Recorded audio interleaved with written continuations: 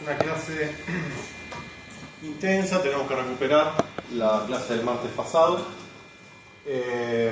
Básicamente vamos a dar un teórico, continuamos con el tema industria.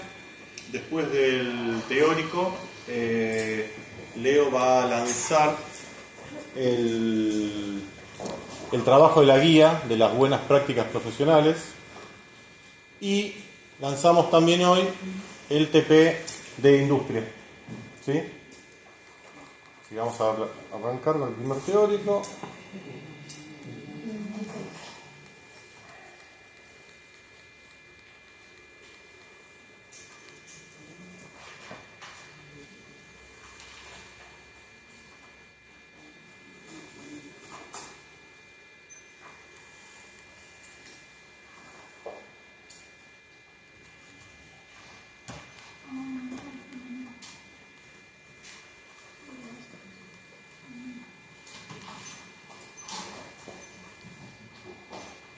Bueno, arrancamos entonces. Retomando brevemente lo que hablábamos la última clase sobre cómo fue la evolución de la humanidad en lo que refiere a la industria. Acuérdense, ¿no? Medioevo, todo artesanal, máquina de vapor, empiezan las grandes fábricas, empieza la producción en serie, empieza el progreso. Empiezan a haber muchos productos, empieza el mundo, un cambio paradigmático, rupturista, nunca antes visto. Y todo esto durante el siglo XVIII se va potenciando, ¿sí? El siglo XVIII es un siglo donde nace esto. Imagínense, para el siglo XIX ya había una industria muy fuerte, y como todo empieza en un momento como a estandarizarse y a aplanarse. Es decir, venimos con el impulso inicial de la máquina de vapor, venimos con el impulso inicial del ferrocarril, estamos fabricando mucho más que antes, pero el hombre es un animal de costumbre y se empieza a ver que tenemos industria, tenemos grandes fábricas, pero la organización de la fábrica, el sistema con el que la fábrica produce, se empieza a notar de que no es del todo eficiente, empieza a haber fisuras, ¿no? ¿Cuál era uno de los grandes problemas? Todavía se continuaba de siglos atrás teniendo al artesano como la figura preponderante en una fábrica, es decir, que cada empleado, cada obrero, básicamente tenía muchos roles, sabía hacer varias cosas, y todo se hacía al tiempo que la persona decidía. Es decir, si nosotros trabajamos en una fábrica y teníamos que fabricar estas botellitas, teníamos las máquinas, ya estaba industrializado, pero había como una especie de caos, donde cada obrero trabajaba, producía lo que tenía que producir, y así se movía. Entonces, en algún momento surge la necesidad de organizar el trabajo. Y acá empiezan a surgir, como surgen siempre, los problemas muchas veces del tipo ideológico, muchas veces del tipo humanístico, otras veces problemas relacionados a si un ser humano merece en su ámbito de trabajo ser libre o está regido por una X cantidad de normas que de a poco lo dejan de convertir en un ser humano y pasa a ser una especie de autómata, ¿no es cierto? Es una discusión filosófica, no la damos acá, y además es muy compleja.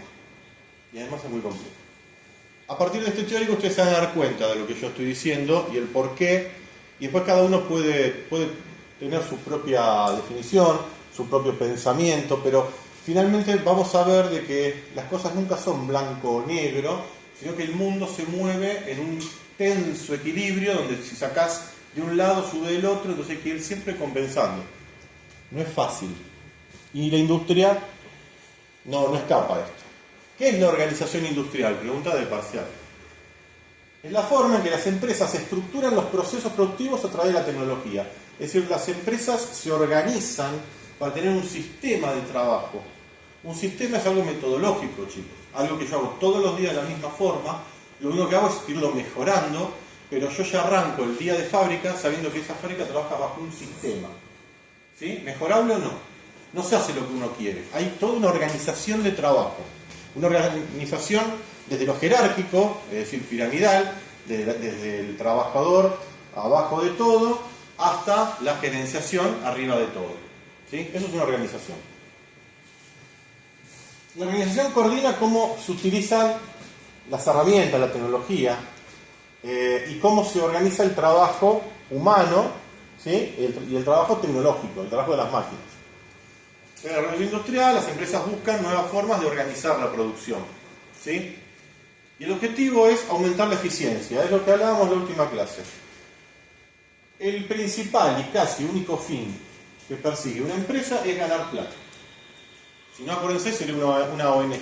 Pero lo que motiva de una empresa chiquitita, un emprendimiento, hasta una empresa internacional es ganar dinero. Por lo tanto, no alcanza con ganar dinero, uno quiere ganar cada vez más, uno quiere que cada vez le vaya mejor. Aplica a nosotros, los simples trabajadores, que cada vez queremos tener una movilidad social ascendente, hasta la gente más poderosa que quiere seguir aumentando su riqueza. Es algo natural en el ser humano. Mejoramos la eficiencia y mejoramos la calidad de los productos a través de la evolución, o sea, cada vez tenemos mejor tecnología, nos organizamos mejor y eso hace que tengamos más productos de mejor calidad y más baratos. Para eso sirve la organización. Vamos a hablar hoy sobre 3 sistemas que rigieron la industria, el último todavía se utiliza. 3 sistemas que fueron paradigmáticos y que el mundo entero adoptó para organizar su industria. El primero es, como dice ahí, Taylorismo. El sistema Taylorismo está desarrollado por este guía, se llama Frederick Taylor, finales del siglo XVIII. ¿Sí? O sea, estamos por qué año más o menos. 1790, 1790. Ah, exactamente. Entrando en 1800 más o menos, para que más o menos se... perdón, esto es 19, disculpen, 19.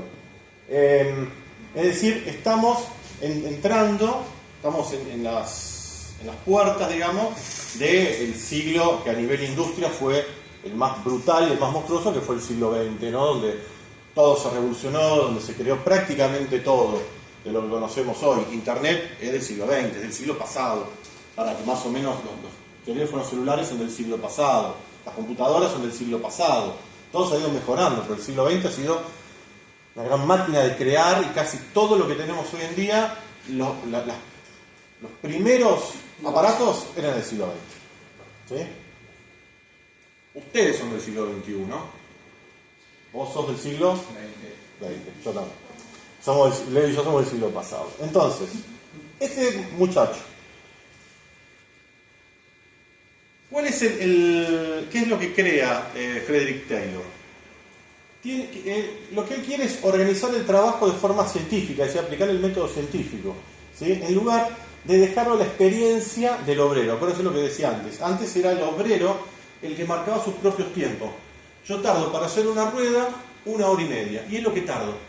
Mi compañero tarda 2 horas y el otro tarda 40 minutos. Bueno, produzca. Taylor lo que dice es, no, el obrero no puede decidir los tiempos de producción, porque acá tenemos anarquía. Nosotros tenemos que establecer en cuánto tiempo se hace una rueda, y si una rueda se hace en 40 minutos, siempre una rueda se va a hacer en 40 minutos. Entonces tenemos que buscar una metodología para hacer que esa rueda se fabrique en 40 minutos. Uno no es simplemente decirlo y que las cosas sucedan. Y además, maximizar la eficiencia en una empresa. Es decir, lo que buscaba Taylor era de que una empresa fuese lo más eficiente posible.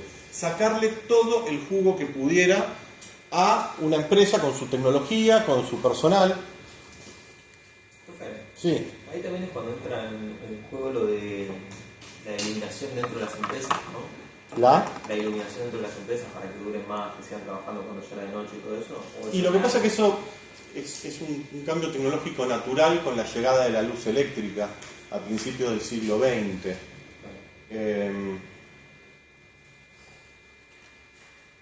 Parte de lo que es la mejora continua es darse cuenta de que lugares correctamente iluminados, la persona ve más, trabaja más, pero hay muchas cosas que empiezan a incorporarse a la industria, o la luz eléctrica es tecnología, como agregarle. Y todo se empieza a incorporar a principios del siglo XX. ¿Cuáles son los principios básicos del taylorismo? Pregunta de parcial. Estudia el tiempo y los movimientos del obrero. ¿Sí? Esto es muy importante, descomponer cada tarea en pasos mínimos, medirlos y eliminar si aportan o no el valor. ¿Qué hace Guille? Si yo tengo que fabricar una rueda, vamos a ver siempre el ejemplo de la rueda, Taylor lo que hizo fue, bueno, a ver, este obrero que está fabricando esta rueda, ¿qué movimientos hace? Bueno, vengo acá, tomo material, lo traigo, lo trabajo, busco otro material, lo acomodo. Bien, perfecto. ¿Cómo optimizamos eso? Bueno, si el material lo tenés ahí, ahora el material lo vas a tener acá. Y vos lo que vas a ir haciendo es siempre lo mismo. Vas a tomar parte del material, vas a hacer tu trabajo, y el paso siguiente que hacías vos no lo haces vos. Se lo delegás a otro obrero. Eso es, en un resumen enorme, básicamente, lo que Taylor hizo en su teoría para que todo fuera más eficiente. Es decir, que cada obrero hiciera un trabajo único, con el tiempo medido y con todas sus circunstancias optimizadas, como decía el compañero. La mejor luz para que vea bien lo que hace. Su mano de obra, su material, todo a mano para que tenga que perder el menor tiempo posible, que no sea produciendo. ¿Sí? Especialización de tareas.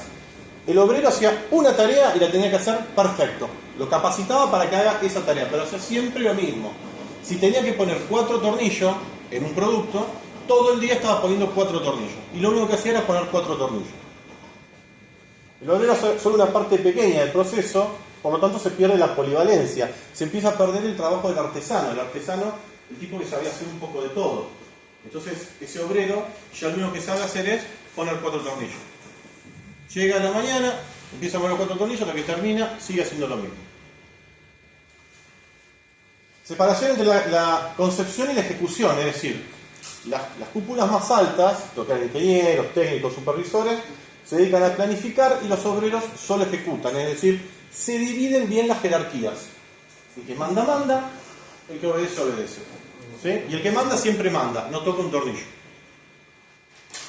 Se empieza a trabajar con incentivos salariales, es decir, Taylor se da cuenta de que cuando un obrero gana un poco más, trabaja mejor, no se quiere ir y además entiende que puede ir ascendiendo con el tiempo e ir ganando cada vez más plata. Entonces eso es un incentivo. Antes eso normalmente no ocurría. Es decir, la movilidad ascendente, social ascendente, antes del siglo XX era muy raro. El que nacía siendo obrero, moría siendo obrero. No tenía ninguna posibilidad de moverse un poquito para arriba. No demasiado, pero aunque sea escalar un poquito. Ventajas. El aumento significativo de la productividad fue enorme. El taylorismo, chicos, cambió la forma de fabricar productos. Resumo, pasamos de fábricas que ya existían, con trabajadores que no es que hacían lo que querían, pero trabajaban a su tiempo. ¿Sí? Yo contrato carpinteros, contraté 10 buenos carpinteros, los carpinteros se pueden hacer muebles en mi fábrica. La hacen como ellos quieren. No. Yo no contrato carpinteros, contrato personas con poca experiencia, que lo único que tiene que hacer un tipo es hacer 4 agujeros, otro clavar 4 clavos, otro meter 4 patas. Y van a estar haciendo todo el día eso. Eso, en resumidas cuentas, es lo que hace el taylorismo en la industria. Por lo tanto, trajo algunas enormes ventajas, como que hay mayor producción, pero también, como todo, como decimos, empieza a traer problemas. ¿Qué es lo que se le critica al taylorismo? El trabajo es alienante. Yo tenía un primo que trabajaba en la Chevrolet, ponía las bisagras de los Corsa, y él me decía que el primer mes que volvía, a la noche soñaba que estaba poniendo bisagras. La mujer lo despertaba porque estaba poniendo bisagras. En serio, en serio. Es alienante. Estar todo el día haciendo algo repetitivo durante 8 horas es malo para la cabeza nuestra, ¿no? Porque nos transformamos en una especie de robot, en una especie de autómata, en un cyborg. Muy poca creatividad, se anula la creatividad, es decir, ya al reemplazar los artesanos por personas que solamente hacían lo mismo, el individuo se vuelve poco creativo, si siempre hago lo mismo. Y también tiene muy poca autonomía el trabajador, es decir, bueno, no tengo mucho margen para poder aportar algo, no, yo tengo que venir y hacer esto. Favorece la visión del obrero como engranaje. Después, cuando terminemos esto, le voy a mostrar un pedacito de una película ¿Cómo es decir, que hay una película de Chaplin, ¿no? Ahora voy a mostrar una parte. Yo la vi y muestra como esa parte. Es majestuosa. Sí. Es majestuoso. Es una cosa increíble. Esto, nada, ahora después lo comento, pero tiene mucho que ver porque esta película se hace justamente estamos hablando de años 30, ¿no? Más o menos. 36, pleno Fordismo. 1936, está empezando el Fordismo, que es lo que vamos a ver ahora, donde el Fordismo es una especie de intensificación del Taylorismo, y donde empieza a haber un quiebre. Esto no es pregunta de parcial, empieza a haber un quiebre en los obreros, porque los obreros pasan de ser artesanos pésimamente pagos a ser obreros que empiezan a cobrar un sueldo menos malo. Empieza a mejorar su calidad de vida, porque realmente los salarios empiezan a subir, se le paga mejor el salario, pero el trabajo es destructivo, es alienante, rompe la creatividad. Entonces empiezan a surgir movimientos culturales, como aparece en el cine, empiezan a aparecer los movimientos anarquistas, los movimientos socialistas, se empiezan a crear los sindicatos, empiezan a existir las huelgas por primera vez, es decir, la gente se empieza a rebelar contra un sistema que considera que lo está alienando, que lo está destruyendo, que lo está consumiendo. ¿Sí? Por eso después vamos a ver un minutito de esta peli. ¿Dudas hasta acá sobre lo que es el taylorismo? ¿No? Bueno. Aparece en escena un tipo tan genial como polémico. Y era muy genial y era muy polémico. Mi profesor del Tecno 2 en esa época, voy a decir una mala palabra, pido disculpas, lo llamaba el hijo de puta.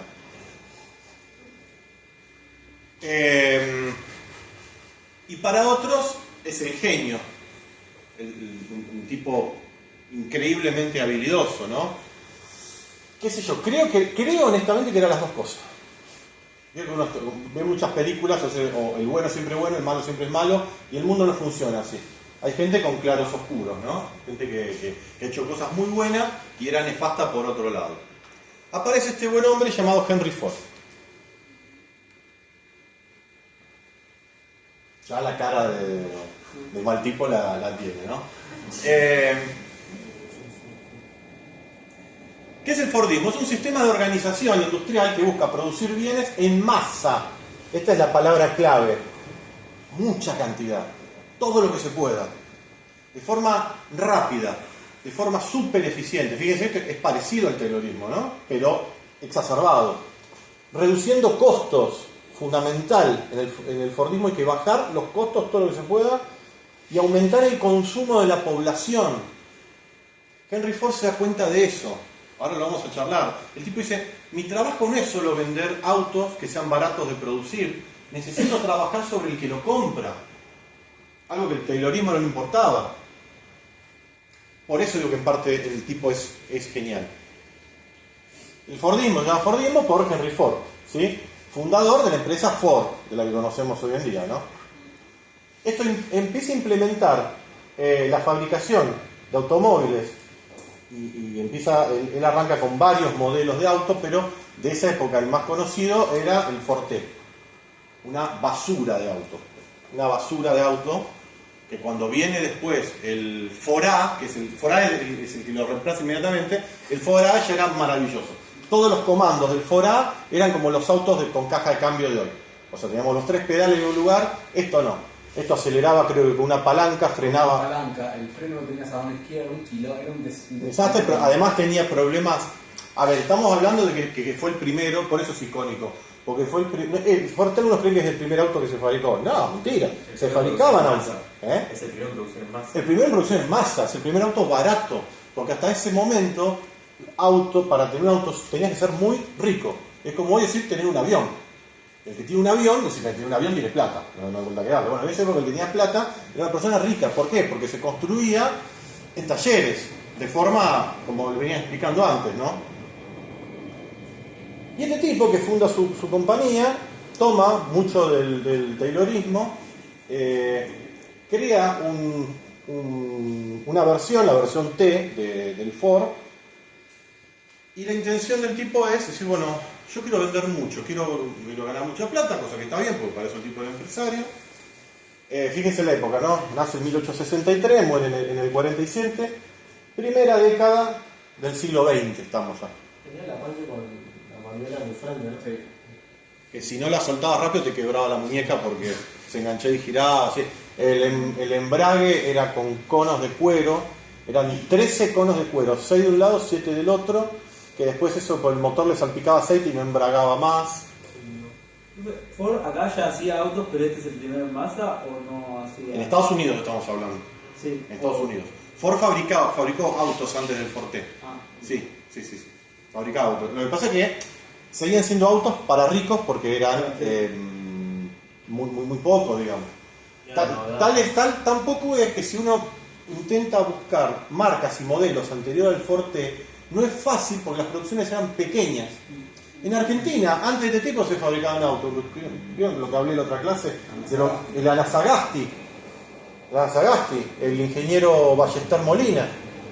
Hay un primer auto argentino, está en el Museo de la Fuerza Aérea en Morón, es de la Fuerza Aérea porque la Fuerza Aérea había comprado ese auto, ustedes lo ven, es una maravilla. Es muy anterior a esto. Pero se fabricaba en talleres. Esto sí, se arrancaba con una... No tenía burro. Había que darle, y si hacía frío había que meterle el gato atrás, levantar la rueda de atrás, y ni se te ocurre ir en subida porque la lubricación del motor no tenía bomba de aceite, era con cucharita, tenía una especie de cucharita del cárter que levantaba y salpicaba para arriba. Entonces cuando el auto se levantaba, la cucharita ya no agarraba aceite, se engranaba el motor.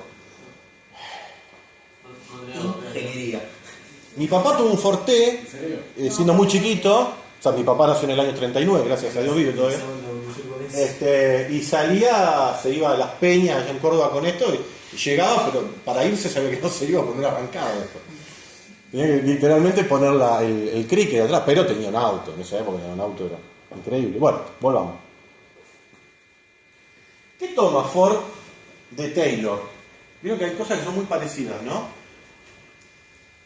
La división del trabajo. Cada trabajador, igual que en el taylorismo, hace un trabajo puntual y repetitivo. Especialización operativa. Cada trabajador realiza una única función, lo que dije antes. La eficiencia. Todo está orientado a reducir tiempos y movimientos. Lo que se hace en 10 segundos se tiene que hacer en 9. Y una vez que se hace bien, en 9 hay que tratar de hacerlo en 8. Y si lo puedo hacer en 7 segundos, mejor. Hasta que te sangren las manos. O hasta que el tipo se vaya y no consigas reemplazo y le paguemos más y venga alguien que le van a sangrar las manos cobrando más. El equilibrio, ¿no? Pero el Fordismo va mucho más allá del taylorismo. Vean las diferencias, ¿no? El taylorismo, el enfoque, la organización del trabajo individual, la organización de toda la línea de producción. Acá hay una gran diferencia. Ford, creando el Fordismo, crea la línea de producción. Desde el inicio, en este caso tomamos siempre el auto, ¿no? El Forte, hasta que sale, todo se trabaja con el mismo sistema. El taylorismo trabaja sobre los tiempos y los movimientos, y el Fordismo lo que desarrolla es la cadena de montaje. ¿Qué es una cadena de montaje? Una forma de producir algo es ponerse todos alrededor de un producto y poner a fabricárselo. Lo que no lo inventa Ford, pero lo que perfecciona Ford es que el producto esté siempre en una línea, como si fuera un tren, ¿no? Bien como cuando uno va al supermercado, que está no, pues se me fue el nombre de coso que gira, uno pone la mercadería. La cinta. La cinta. Una especie de cinta hasta real, porque físicamente donde yo arrancaba el punto cero y esa cinta no se detenía nunca. Esa cinta arrancaba, iba a una cierta velocidad y cuando empezaba acá no tenía nada. Y cuando llegaba allá tenía un auto saliendo. No paraba nunca. Eso lo inventa esto, por eso digo que era un genio, porque no es fácil hacer semejante cosa. Entonces inventa la cadena de montaje. El objetivo de Taylor, que el obrero sea más eficiente, y el objetivo principal es la producción y el consumo masivo.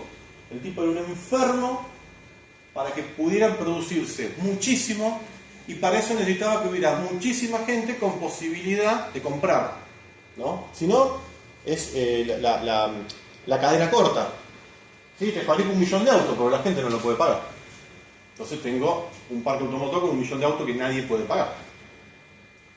Principio del Fordismo. Como dije, producción en masa, gran volumen de productos. Línea de montaje, los productos avanzan por una cinta transportadora mientras los trabajadores realizan tareas repetitivas. Tengo esa cinta, es el lugar donde el auto se va armando, las personas no se mueven y cuando el auto pasa, hago lo que tengo que hacer, el auto avanza, agarro la otra pieza y ya viene el otro auto, todo cronometrado, ¿eh? No te podés atrasar, porque si vos te atrasás, vos no podés ir caminando, ¿sí? Porque acá al lado hay otro tipo haciendo tal cosa. ¿Se puede parar? Sí. Así se fabrican los autos hoy en día, ¿eh? Hoy van a Ford, van a Chevrolet, los autos se fabrican igual. En el caso de un accidente o que pase algo, la línea se puede detener, pero ¿saben qué? Es muy caro. Estaba estimado hace unos años en Chevrolet que detener la cinta de movimiento, el costo era el costo de medio automotor, medio auto, pararla, solamente detenerla, porque hubo un problema, porque alguien no pudo hacer su tarea, por lo que sea, medio auto. Entonces, y eso alguien se tiene que hacer cargo de eso. Estandarización, todos los productos son iguales. Henry Ford tenía una frase, decía que el Forte podía pintarse de cualquier color siempre y cuando fuera negro. Todos los Forte que se fabricaron en esa época, todos fueron negros. No había otro color. ¿Por qué? ¿Por qué? Porque era el pigmento que más rápido se secaba, el negro. Y costos también han sido... Era más económico y secaba más rápido la pintura. El negro era la pintura que más rápido se secaba. Entonces, todo es negro. Altos salarios, la política del salario eficiente. Ford duplicó los sueldos diarios. Era el famoso $5 al día. Un obrero hasta esa época normalmente estaba ganando $2.50. Hay que ponerse en la época, ¿no? 1910, 1920. Habría que, no sé a cuánto equivale en eso. Pero el tipo lo que hizo fue duplicarle el sueldo a la gente. ¿Qué es lo que pasaba? La gente se mataba por trabajar en Ford. Había colas de gente queriendo trabajar ahí, en un lugar donde iba a ganar el doble de plata. Motivar a los trabajadores permitiéndoles comprar lo que producían. Y esto es algo fundamental en el Fordismo. Ford decía, un trabajador mío tiene que poder comprar el auto que fabrica. Eso digo que el tipo era malo por un lado y por el otro era genial. Reducir los costos por unidad al máximo, al aumentar la escala el precio final bajaba. Y el tipo era un enfermo, literal, de bajar los costos. Hay muchas anécdotas que son verídicas. Por ejemplo, le atribuimos la invención de la cabeza Philip, ¿vieron la que es una cruz? A él, porque él había calculado que hasta ese momento se usaban tornillos de pala, ¿no? Comunes, y había un porcentaje, el cual desconozco, de que cuando se atornillaban, se zafaba la máquina, rayaba la chapa, esa chapa tenía que volver a retroceder para ser reparada. El tipo no lo aceptaba. Entonces hizo una licitación para que se inventara un sistema de ajuste de tornillo que no se pudiera zafar. Se presentaron varios, ganó un tipo de apellido Philip, tenemos el tornillo Philip. Tenía un proveedor de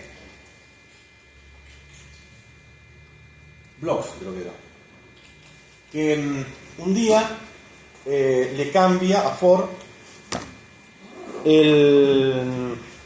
la envoltura de lo que le proveía a Ford. Me parece que eran los cueros. ¿Los cueros? Me parece que eran los cueros. Los cueros. O sea, los tapizados otros eran de cuero en esa época, ¿no? Y el proveedor le cambia el embalaje. Y Ford le dice, no. Pero el cuero es el mismo, ¿eh? No. ¿Vos crees que yo te sea comprando? Y miren que le compraba, porque compraba cantidad, entonces ponía sus condiciones, ¿no? Como Coto. Va y paga la mercadería lo que quiere. No. Me lo tenés que embalar como era antes. ¿Por qué? Porque el tipo usaba las maderas de los cajones de los cueros, esas maderas las usaba en el auto.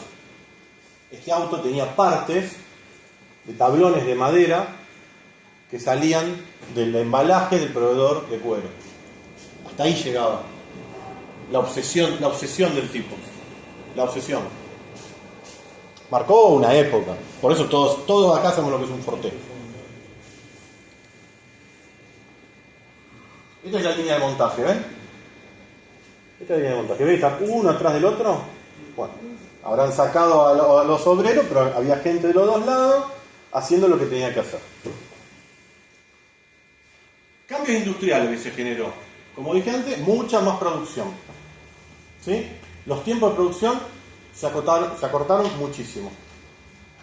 Yo no me acuerdo, por eso estudié hace tanto, pero un auto antes de Ford tardaba algo así como un día en fabricarse. Y el tipo lo bajó a una hora, puede ser, Sí, más o menos. a una hora. No me acuerdo el dato preciso, pero estamos hablando La proporción era esa, un auto se tardaba un día y el tipo en una hora fabricaba un auto. Estamos hablando del principio del siglo XX, fabricar un auto en una hora era demencialmente genial.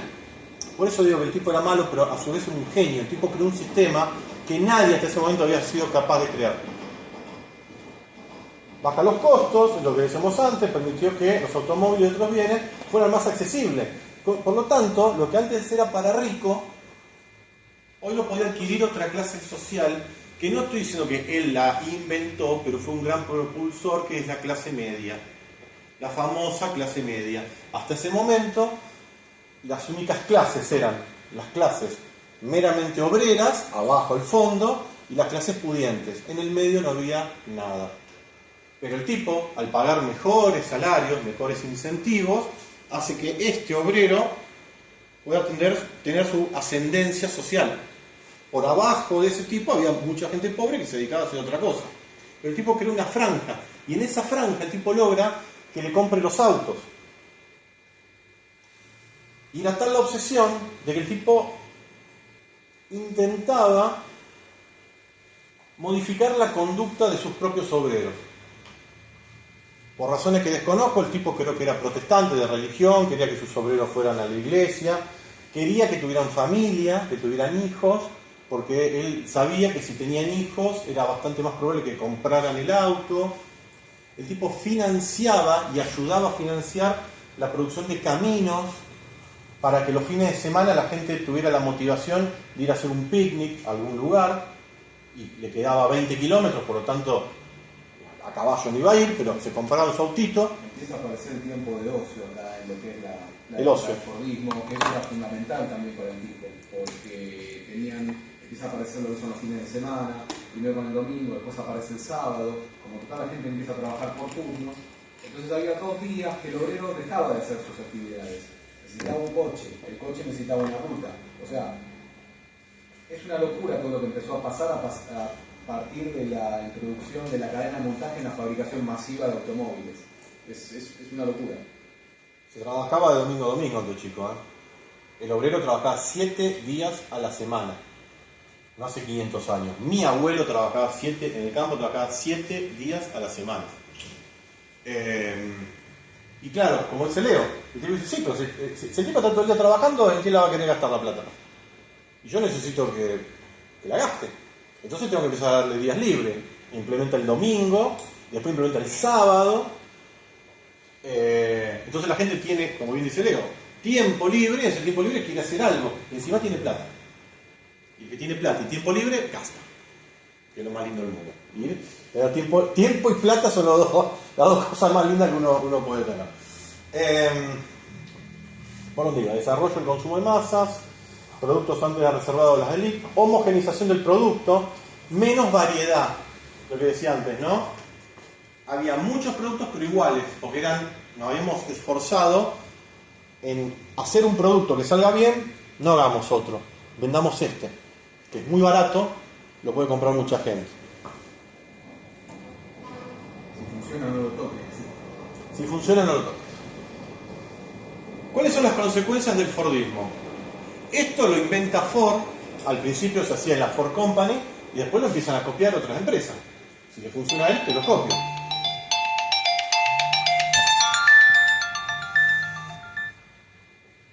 Si funciona, te lo copio. Y el mundo entero, y cuando hablo del mundo, estoy hablando del principio del siglo XX, estoy hablando de Estados Unidos y Europa, muy marginalmente a los países periféricos como el nuestro, empieza a tener crecimiento del salario obrero. Paga mejor, Ford reduce la rotación laboral. La gente no se quiere ir. Al no rotar, mi obrero ya es especializado, no lo tengo que estar capacitando todo el tiempo. Consolidación de la clase media, lo que hablábamos antes, ¿no? Empieza a crear a la clase media. El obrero ya no era solo un productor, sino también un consumidor. Antes de esto, la que ganaba le alcanzaba para comer, nada más. Se empiezan a urbanizar las ciudades, y como hablaba en otra clase, las ciudades no eran tan grandes, cada vez va más gente del campo a las fábricas porque ganan muy buena plata, y eso genera un cambio social, ¿no es cierto? Se mataban por querer entrar a la fábrica. Se mataban. Ganaban el doble de plata. Más beneficios, ¿no? Porque Ford les daba beneficios a sus obreros. Les financiaba las casas que estaban cerca de las fábricas, porque el tipo sabía que si vivía cerca faltaba menos. Un robot. Las rutinas repetitivas, y eran alienantes lo que decía antes, muchos críticos señalan la monotonía del trabajo en cadena, mayor dependencia del empleo industrial. Cada vez se trabaja más en la industria y menos en el campo, porque se gana más en la industria y menos en el campo, con lo cual empieza a haber un desbalance, ¿no? Y se fortalece el modelo asalariado. La gente trabaja por un sueldo y no un poco como hacía antes, que era, bueno, vendía sus productos, ¿no? Si lo vendía, como; si no lo vendo, no como. ¿Qué auto es este? El Ford Pinto. Te iba a decir. El tanque atrás, sí. Sí. Saben, ¿eh? Eso es lo que pasa cuando no tienen tiempo para desarrollar un proyecto. Ya había muerto Henry Ford, porque Henry Ford murió en el 47. Esto de los 70. Con razón. Claro, pero no manejando un Ford Pinto. Sí, el nieto de Ford es el que lo termina llevando al declive. Sí, el nieto, sí. El hijo se muere medio joven y después el nieto El hijo toma no el tuvo mucha relevancia. No, porque murió joven, estaba enfermo. Había diseñado un auto. No le dieron bola a Edsel. Edsel estaba haciendo una fábrica paralela en un modelo que era súper avanzado de la época, y el viejo nunca le dio cabida en la fábrica. Porque había tenido un fracaso en un auto que tenía como una tapa de inodoro. Sí, No, en serio, tenía una cosa rara. Estaban adelantadísimos a la época esos coches. Sí, este auto es paradigmático porque tenía un terrible error, para los que no lo saben, tenía un terrible error de diseño, que tenía el tanque de combustible atrás, y si el tanque, si a ese auto lo chocaban de atrás, reventaba el tanque, salpicaba combustible, y un motor encendido con combustible no es una buena combinación. Se prendía en fuego, la gente se moría quemada. Tan loco es el sistema, o tan perverso, que los abogados de Ford Company hicieron un cálculo que les convenía: si retirar todos los vehículos o indemnizar a la familia de los muertos.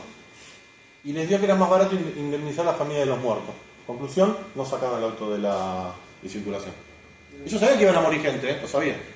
No es el único caso, Toyota tuvo un caso similar con un freno que el auto, no quiero decir pavada, no, perdón, con una computadora de a bordo de un auto hace 20 años atrás, el auto se aceleraba solo cada tanto y no podían parar, se mataban. Hicieron el mismo cálculo. Era más barato pagar los juicios que cambiar todas las computadoras. Y hace no mucho hubo un problema con una camioneta Dodge, viste las cajas automáticas que son de la palanca nomás. Había un problema que no se clavaba en el cambio y seguía derecho. Y le quedó no quedó un freno de mano, quedó como para manejar. Y era un famoso, se bajó, la camioneta se fue para atrás. Sí. ¿Viste? Sí, uno que hizo los Avenger, no me acuerdo el nombre. Sí, No, y algo- fue la camioneta para atrás y lo pisó. La Sí. realidad es que hoy en día todos tienen problemas, todo lo que es fábrica masiva de producción de vehículos, todos tienen quilombos. Peugeot tiene quilombos, Ford tiene quilombos, ahora con el tema de la famosa correa bañada en aceite. Lo que Se autodestruye, ¿no? los que dejaron de hacer autos bien como para el consumo masivo fue la década del 60-70. A partir de ahí empezó un declive impresionante. Pero eso no viene también con la crisis del petróleo. Sí. Porque para esta época fue que Ford lanza, no me acuerdo si fue el Mustang o cuál, que tenía un motor re grande y justo para la crisis del petróleo y la gente no tener para sustentar el auto, como que redujo las ventas de eso y fue todo. La crisis del petróleo es el principio de los 70, Es en el 73 la crisis. algo así. Por Cuando eso- Medio Oriente corta a Occidente el chorro de petróleo. Y sí, es verdad que durante la década del 60 la mayoría de los autos eran V8. Ford había hecho un Ford Mustang con un motor 6 en línea para damas. Un motor creo que de 2 litros, 2.2 litros para damas, un 6 en línea, tenía un motor de Falcon. No, el Mustang era el Falcon, en esencia era un Falcon. Pero tenía motor V8 y había sacado un motor 6 en línea para la dama. Claro. Bueno, acá de la que pasa lo mismo, tenía un motor de creo que como 12.0, 112 caballos de fuerza. Sí, no. No se lo encajas a nadie, No. es ilógico. No. Pero eso va parte de la idiosincrasia americana que siempre, al día de hoy, Cuanto más grande mejor. al día de hoy siguen comprando camionetas enormes para llevar a los chicos al colegio. Es la locura que tienen ellos, pero bueno. Y eso se propagaba mucho en algunas partes de Latinoamérica y en otras, en los europeos, ya usaban autos de motores chicos. Mis viejos vivieron en Venezuela durante el fin de la década del 60 y solamente ibas a conseguir autos grandes. Fiat te hacía autos de motores comprimidos, pero lo compraban los tanos nada más. Nadie quería un auto chico. Pero bueno, volvamos.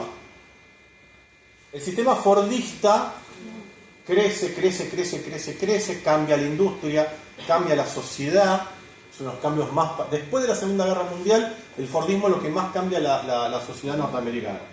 Pero como todo, como ya se empieza a poner obsoleto y empieza a haber un declive. A partir de los años 70, miento si hoy tiene algo que ver con la crisis del petróleo, pero bueno, es más o menos coincidente, el modelo fordista empieza a tener problemas. El mercado está saturado, hay demasiados autos, ya la gente no compra. Se fabricó tanto,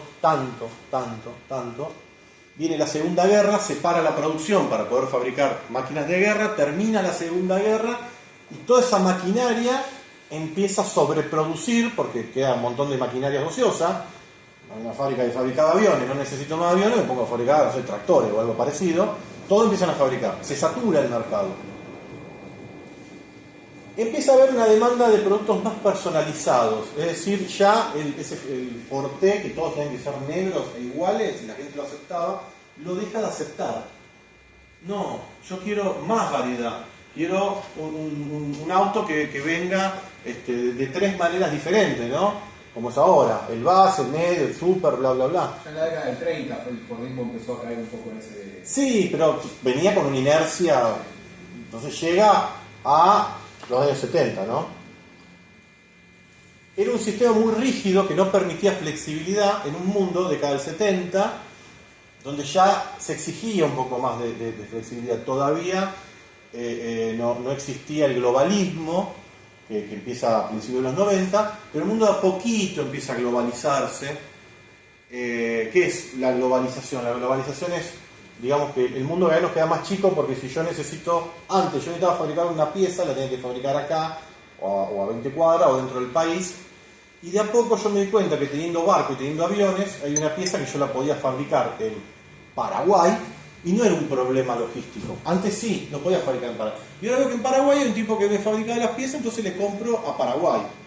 Eso es en parte lo que es la globalización. Yo poder comprar en varias partes del mundo porque es más barato. Los camiones Scania, todos conocen los camiones Scania, uno de los camiones más, bueno.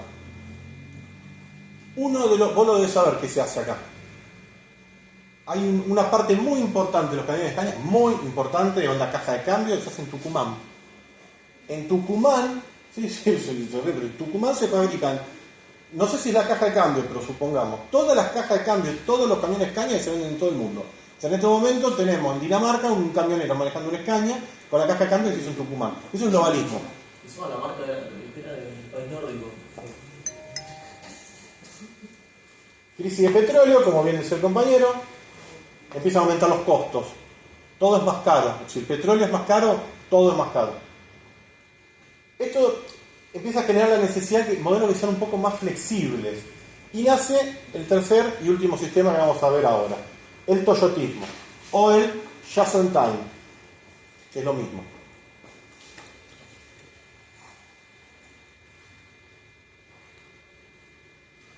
Toyotismo. El toyotismo, un sistema de organización industrial creado obviamente por la empresa Toyota, una empresa japonesa.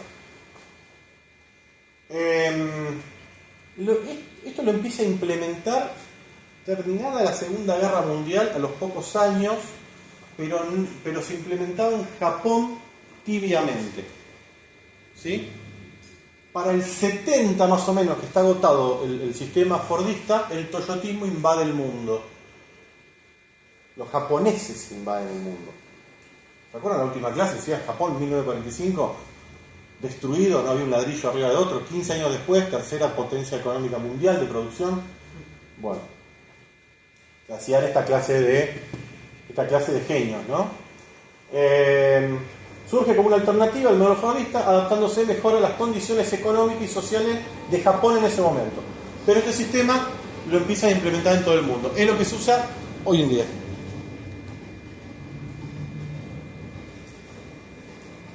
¿Cuáles son los cambios del toyotismo?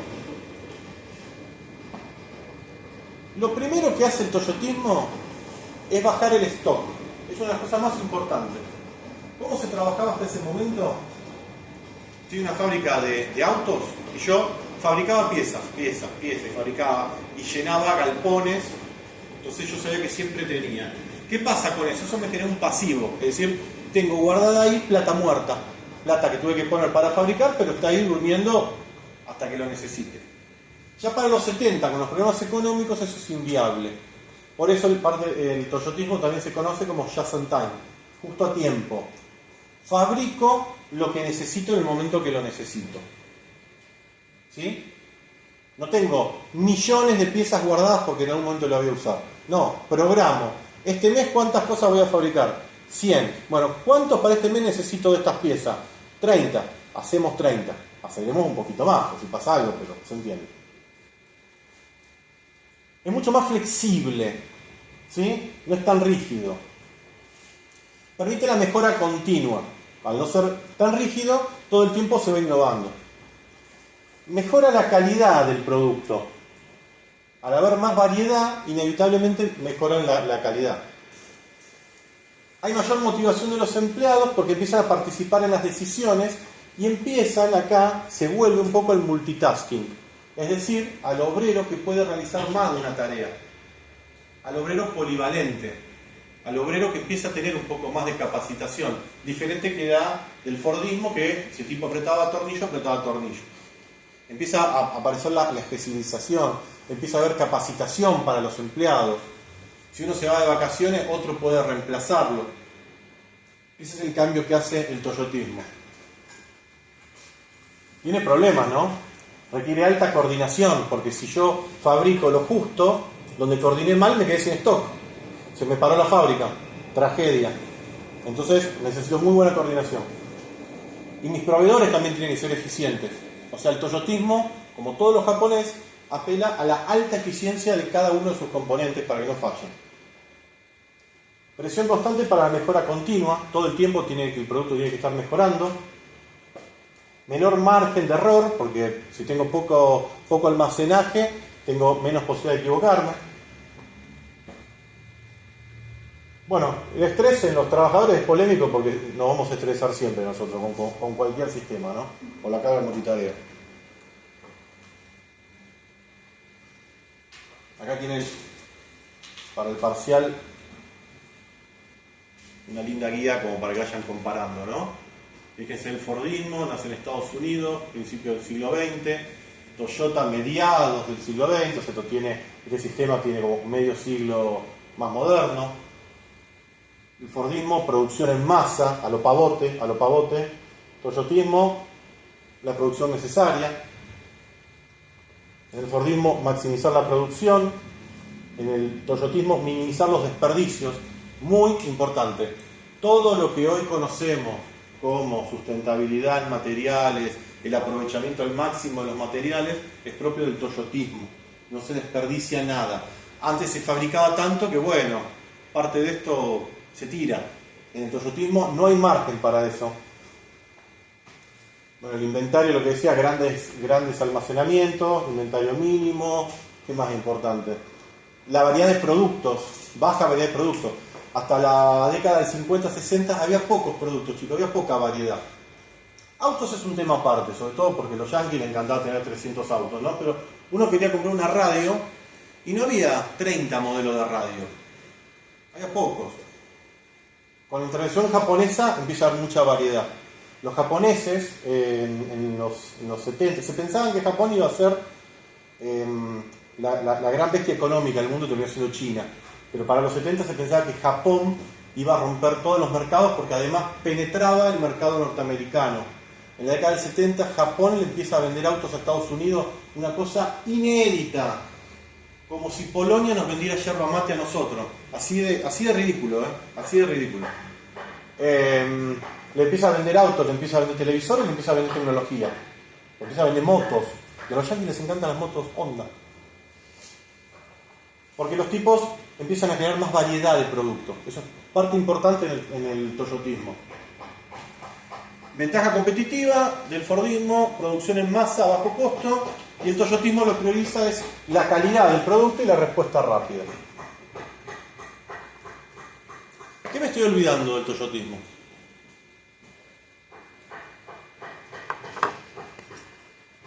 ¿O dije todo? Rotación de puestos de trabajo. Eso lo dije.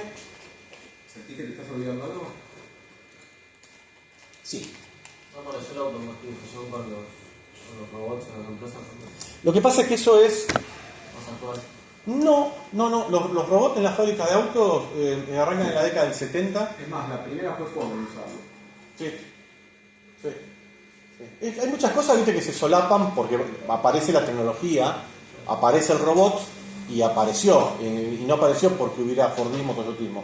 Alguien lo inventó y vamos a empezar a usarlo.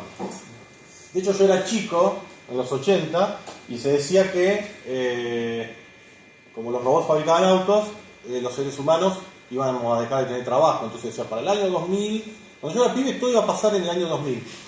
En serio. Los autos iban a volar. Apocalipsis. Apocalipsis, íbamos a tener unos trajes plateados. Sí, los autos. Se imaginaba así el futuro, no. Y ahora somos un grupo de giles mirando el celular y mirando TikTok. Vaya futuro distópico. Todavía dando vueltas. Con los Falcon todavía dando vueltas. Pero bueno, dimos un pantallazo a los tres grandes sistemas. Los dos primeros bastante parecidos, uno tomando el otro, y el tercero innovando. Profe, Sí. ¿por qué no? O sea, Volkswagen, por ejemplo, no tiene nada que ver con esto, siendo que en su momento fue la potencia.